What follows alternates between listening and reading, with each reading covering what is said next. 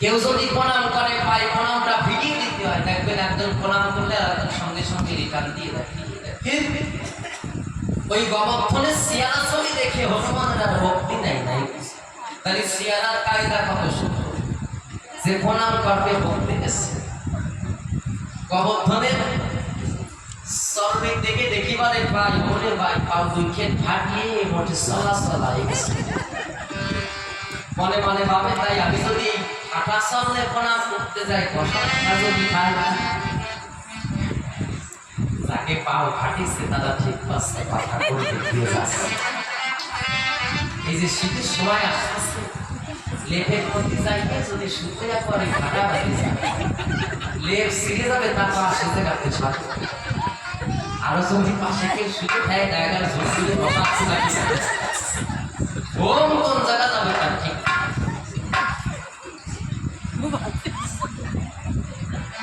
যাক প্রণাম তো করে নাই, হলকে বসিতে আসছিল আসুন। গোবর্ধন বলছে বলো কি কারণে তুমি আমার রাজ্যে এসেছো? হনুমান বলছে শোন মা তো আসে না, আশা ভালো আসলে আরেকটু। হনুমান বলছে শোন শোনো রাজা গোবর্ধন, শোনো দিয়ে মন রামচন্দ্র করেছে অশ্বমেধ যজ্ঞের আয়োজন। সেই যজ্ঞের অশ্ব 3 দেশ জয় করে দক্ষিণ দেশে 2 আলোকে বন্ধন করে। সেই 2 আলোকের হাতেই প্রভু 3টে ভাই করেছে মৃত্যুবরণ। এই ভাবছি সব সইতে না পেরে আগামীকাল প্রভু যুদ্ধে যাবে। তাই তোমাদের যত সৈন্য সামন্ত যারা যারা আছে সবাইকে নিয়ে রামকার্য করতে যেতে হবে। গোবর্ধন বলছে হনুমান তুমি একটু বসো, আমি রাজ্যে একটু ধারা পিটিয়ে দেয়। সারা রাত্রে ধারা পিটিয়ে দেয়। এখন রাজ্যের সৈন্য সামন্ত শুনেছে প্রভুর বিপদ, মাথা কি আর ঠিক আছে? যার কাছে যা ছিল তাই নিয়ে দৌড় শুরু করেছে। এই কেউ পোলো নিয়ে এসেছে, পোলো কেউ খেপলা জাল নিয়ে এসেছে, কেউ ঝুড়ি নিয়ে এসেছে। আচ্ছা আপনারাই বলেন পোলো দিয়ে যুদ্ধ হয়? পোলো দিয়ে কি এদিকে খালে বিল আসছে আছে না? বর্ষার সময় খালে বিলে জল হলে পোলো দিয়ে মাছ ধরে, খেপলা জাল দিয়ে মাছ ধরে, এদিকে কি যুদ্ধ হয়? হনুমান মনে মনে ভাবে তাই সেই দক্ষিণ দেশে 2 বালকের হাতে কত বড় মহারথী তাই বেরিয়ে আসে। আর এই পোলো নিয়ে যুদ্ধ হয় নাকি বেজাল বাজাবে গেঁদে বাজা। এখন রাজ্যের সৈন্য সামন্ত বলছে মহারাজ আমরা তো যুদ্ধে যাব, আমাদের কিছু সেবার ব্যবস্থা করতে। গোবর্ধন বলছে সেবা তো করবা, আমার তো রান্না করে দেওয়ার মতো মানুষ নাই, আমার 2 শালী আছে, এই শালী 2 রান্না করবে। যুদ্ধে সাজিল যুদ্ধে সাজিল লয়ে সেনাপতি ভালো, যুদ্ধে সাজিল লয়ে সেনাপতি যুদ্ধে সাজিল। প্রথমে দেশে গেল গোবর্ধনের শালী ভালো, যুদ্ধে সাজিল প্রথমে দেশে গেল গোবর্ধনের শালী ভালো, যুদ্ধে সাজিল সর্বজনে দেখেছে মারি গলার কালী। যুদ্ধে সাজিল আবার পরে সে গেল গোবর্ধনের লীলা।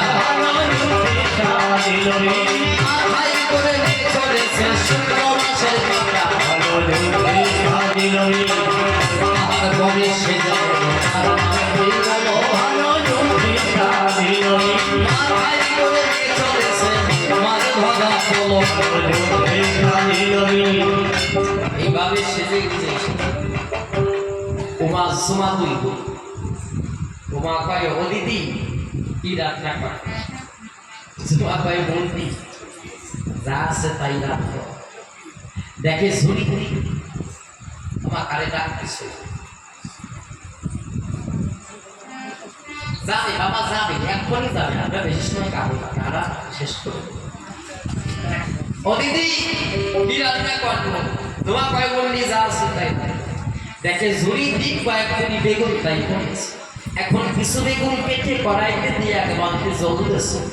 কয় দিদি রে বেগুন তো আমার সেটা জ্বলে, কয় বালতি জল দিয়েছে? এক বালতি। বললা ঠিক পাও না, এক বালতি জ্বলে বেগুন তলায় কাজ 2 বালতি দেওয়া যাচ্ছে না, 3 বালতি জ্বলতেছে। কয় দিদি রে খাও বেগুন তলা সেটা জ্বলে, বেগুন তলায় নাকি জ্বলে, বেগুনও পড়েছে জানলায়। ওই ঠাকুরমাই যে কি আশা আসতেছে না তো নাই সারা ওই রান্না বেশি মানে তারপরে যদি এইভাবে রান্না করে ভজন করে ধীরে ধীরে করি চলিতে চলিতে যখন চলে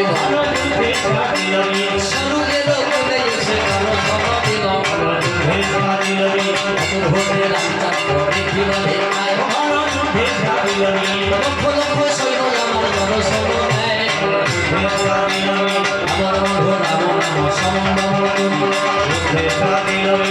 রামানন্দে বদন হয়ে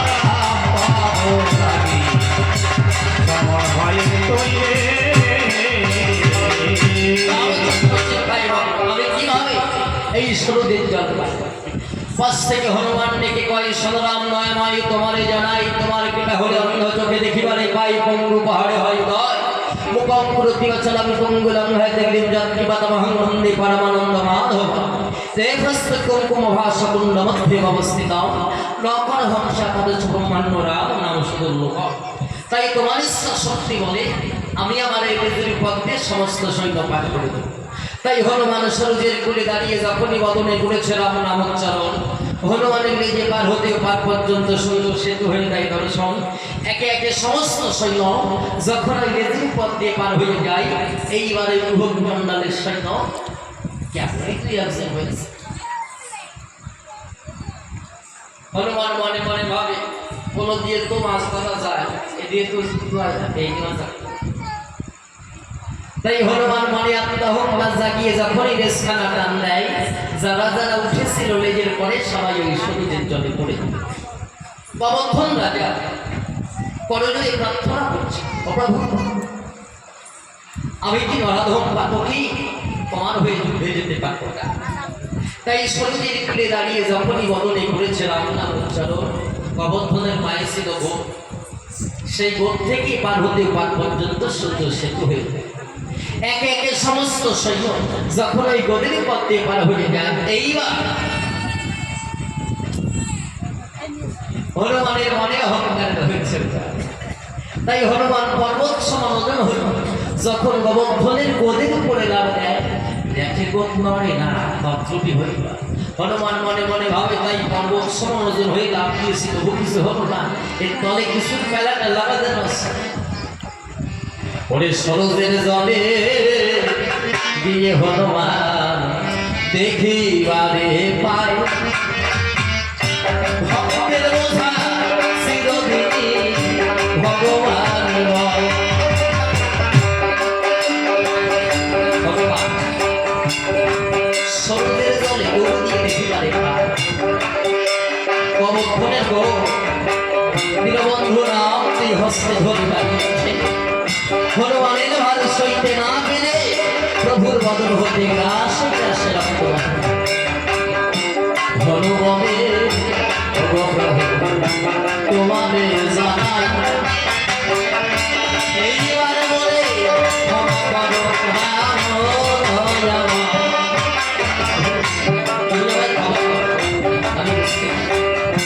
রাম বলে বলি প্রভু ভাই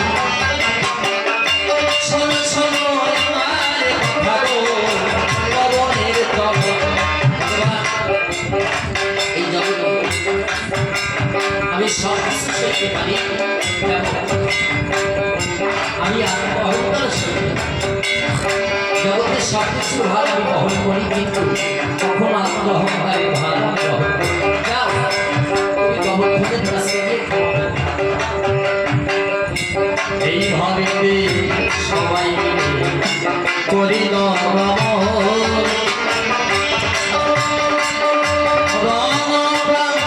গণে এসে দিল দর্শন গণে এসে দিতে পারে অদূরে দুটো ভালো লক্ষ্মীকে দর্শন করা রামচন্দ্র বলছে তোরাই আমার ভাই খুশি বলছো রাজা আজকে রিহাই না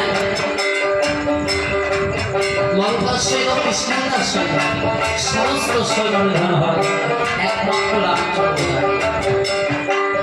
রামচন্দ্র দেখিবারে পায় কিছুতে কিছু না তখন নিজের গুণের বন্দনা দিচ্ছে জানো তোমরা কার সাথে ও রাজা বলো দেখি কার সঙ্গে যুদ্ধে করছি আমি দশরথ নন্দন শ্রীরাম ও রাজা তুমি কোন দশরথ নন্দন শ্রীরাম খুশি বলছো রাজা আমরা এই জগতে 60টি দশরথ পেয়েছি আচ্ছা বলো তুমি কোন দশরথের সন্তান রামচন্দ্র বলছো বলো তো কোন কোন দশরথ পেতে খুশি বলছে এক দশরথ চারিপুত্র থাকিতে হয়েছিল বাসী আর এক দশরথ নারীর কথা শুনে জ্যেষ্ঠ পুত্র দিয়েছিল আর এক দশরথ অন্ধমণির পুত্র সিংহমণিকে বধ করে তার অভিশপ্ত জনক আর এক দশরথ শূন্য ঘরে শরীর সজ্জার রাজ্য গ্রাস করেছিল রামচন্দ্র বলো এই সব জড়িয়ে আমার পিতা বলছে ভাই দিয়ে ওনার সঙ্গে কথা বলছে আরে যার তিনটে ভাই মারা যায় তার মাথা কি মাথা আছে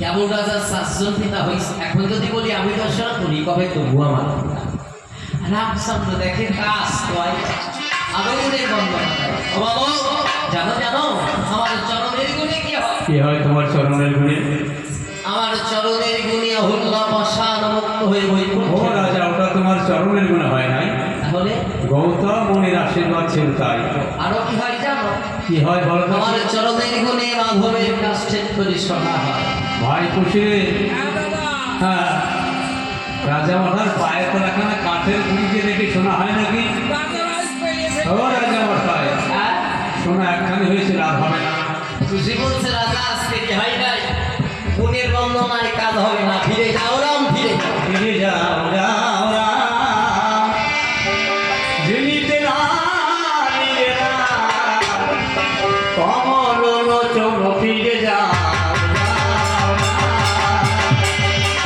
জিনিতে না নিলে না কমল লোচন ফিরে যাও রামচন্দ্র বলছে শোনো শোনো আমার গুণের বন্দনা শোনো বলে শিলা দিয়ে সে ফিরে যাও ফিরে যাও শিলা দিয়ে সে ধারে শিলা ফিরে যাও ফিরে যাও সেই দিন হতে আমায় বলে তুই জগতে ফিরে যাও ফিরে যাও খুশি বলছে রাজা এত বড় মিথ্যে কথা তুমি না ধারে তুমি জানো না সত্যাৎ পরম সত্য বলম পরম তুমি মিথ্যা কেন রামচন্দ্র বলছে আমি কি মিথ্যা বলছি খুশি বলছে রাজা একখানা শিলা তুমি যত শিলা বলে আমার দিল মানরে একখানা শিলা তুমি জলে ফেলে যত শিলা ওই বানরের তলে বহন করে সেতু বন্ধন সেতু বন্ধন প্রমাণ করা হয় দেখো দেখো তোমার কি অবস্থা এক একবারে তোমার এক এক অবস্থা প্রথমে আমি সম্ভব বললাম ফিরে যাও এইবারে কাটবো বলা রমানা ফিরে যাও ফিরে যাও তাহার পরে সারি বাবা নামে সিদ্ধ ফিরে যাও ফিরে যাও এইবারে কাটবো রাজার মাথার মতো ফিরে যাও ফিরে যাও তাহার পরে সারি বাবা নামে আধার ফিরে যাও ফিরে যাও এইবারে কাটবো রাজা রঙের ভূষণ ফিরে যাও ফিরে যাও তাহার পরে সারি বাবা নামে আধার ফিরে যাও ফিরে যাও এইবারে কাটবো রথের সাথ ফিরে যাও ফিরে যাও লম্ব হচ্ছে ভাই খুশি লম্ব করে গেছে এই রাজাকে ধর করে খেলার জিনিস নিয়ে যাব মায়ের ঘরে তাই দুটো বালক মিলে রামচন্দ্রকে বনমাঝি ধন করে হনুমানকে নিয়ে এসেছে মায়ের কুঠিরে মায়ের কুঠিরে এসে দেখে বলছো মা একবার এসে দেখে যাও তোমার জন্য কত সুন্দর একটা জিনিস এনেছি মা কুটির হতে বাহিরে এসে দেখিবারে পায় সে তো আর কেহ নয় কবনিত নয় দেখে বলছে বাপরে হনু তোর হেনদাসা কেন হনুমান বলছে মাগো সে কথা তুমি ঘরে শোনো তুমি কি জানো এই দুটো বালক তোমার কত সর্বনাশ করে এসেছে। মা বলছে কি করে এসেছে? হনুমান বলছে আমার চার প্রভুকে ওই বনবাসী নিধন করে এসেছে। কেন কথা শুনে মা দুই চোখের জল ছেড়ে দেখে বলছো রে কুশলতা, পুত্র হইয়ে শত্রু হলি আমায় বিধবা করে নিয়ে করে এতদিনে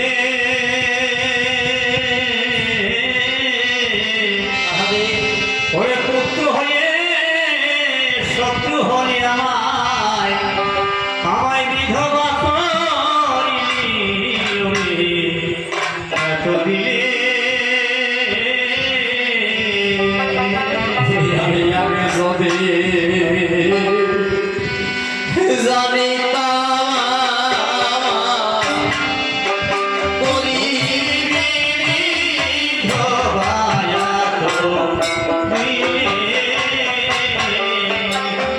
আমি আগে তো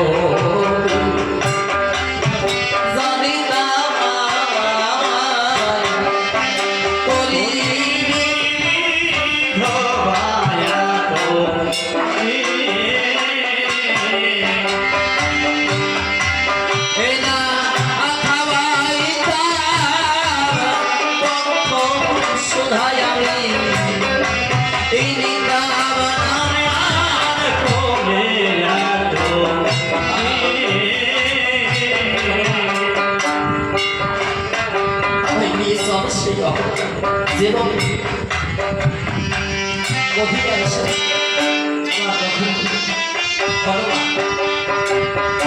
মাকে নিয়ে গর্ভবনে এসেছে। মানে কি বলছে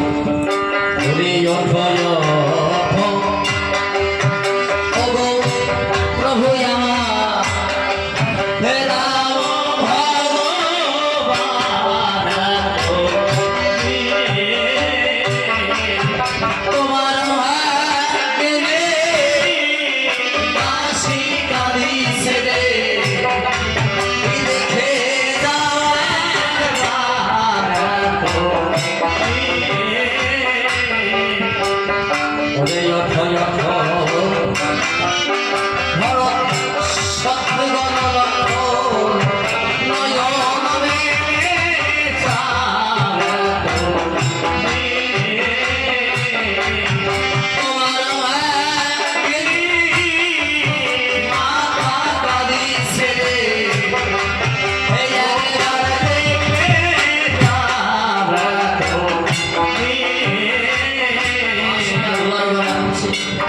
এমন সবাই মহামণি উদিত হয়। মহামণি উদিত হয়ে দেখি বলছে আমার তোর আর ভয় নেই, এই তো এসে গেছি, তুই ফিরে তখন মনের কুমণ্ডল হতে একটু সন্দীপনী বাড়ির সমস্ত শব্দ এসে দিয়ে দেয়। একে একে সবাই মিলে বলো বলো বলো